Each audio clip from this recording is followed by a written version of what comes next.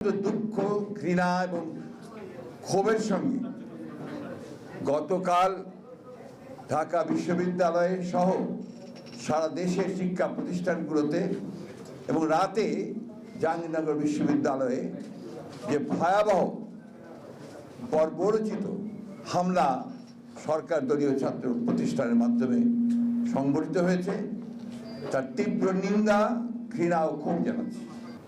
আজকে আওয়ামী লীগের সরকার, শেখ হাসিনার সরকার গত একদিনে যে ঘটনাটি ঘটিয়েছে, এটা বাংলাদেশের রাজনীতির ইতিহাসে একটা জঘন্যতম ঘটনা। আমরা আগে কখনো দেখিনি যে হাসপাতালের মধ্যে গিয়ে আপনার এই সরকারি দলের সন্ত্রাসীরা তারা গিয়ে আপনার ছাত্রদেরকে আক্রমণ করবে, এটা আমরা কখনো চিন্তা করতে পারিনি। এমনকি পাকিস্তান আমলে, যার কথা তিনি বলেছেন যে পাকিস্তান আমলের শাহনাদার বাহিনীর কথা নাকি ছেলেরা ভুলে গেছে, আপনি তো সেটাকে ভুলে যেতে সাহায্য করছেন না, আপনি আরো সেটাকে নতুন করে মনে করে দিয়েছেন। কারণ পাকিস্তান সেনাবাহিনীর যে আক্রমণ ছিল তার থেকে আপনার কোন অংশে কম করেছেন। আমরা তখন ঢাকা বিশ্ববিদ্যালয়ের পড়ি, মাহবুবুর ভাইরা আছেন, জামাল ভাইরা আছেন, তখন ছিল NSF, আপনার আইয়ুব খানের দলের লোক, ন্যাশনাল স্টুডেন্টস ফেডারেশন।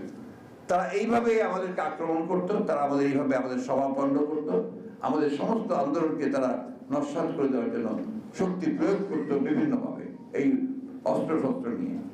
তো সেইখান থেকে আজকে আপনারা এর বাইরে তো যেতে পারেননি, আপনারা সেই পাকিস্তানিদের মতো একইভাবে সাধারণ ছাত্রদের যে ন্যায়সঙ্গত দাবি, যে যৌক্তিক দাবি, সেই দাবির আন্দোলনকে নস্যাৎ করে দেওয়ার জন্য আজকে আপনারা তাদের উপরে অস্ত্র শস্ত্র হাতে নিয়ে আপনাদের সেই লেলিয়ে দেওয়া বাহিনীকে আপনারা লেলিয়ে দিয়েছেন এবং তারা আজকে তাদের উপরে অত্যাচার নির্যাতন করে, কি ভয়াবহ নির্যাতন, পয়সা দিয়ে নির্যাতন করে তাদেরকে আপনারা আজকে দমন করার চেষ্টা করছেন।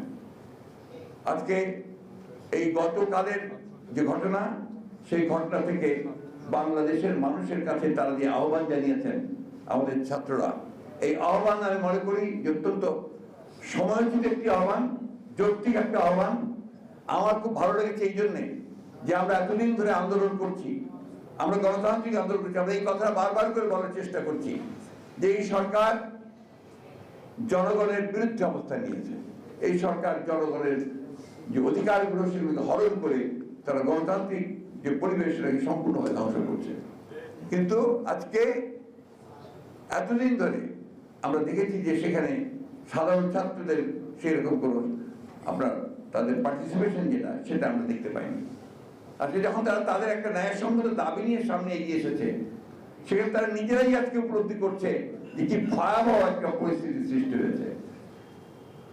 তারা কালকে যে আহ্বান জানিয়েছে, আমি মনে করি সমগ্র দেশের মানুষের এই আহ্বানে সাড়া দেওয়া উচিত এবং সমস্ত রাজনৈতিক দলগুলো এখানে আপনার সাড়া দেওয়া উচিত।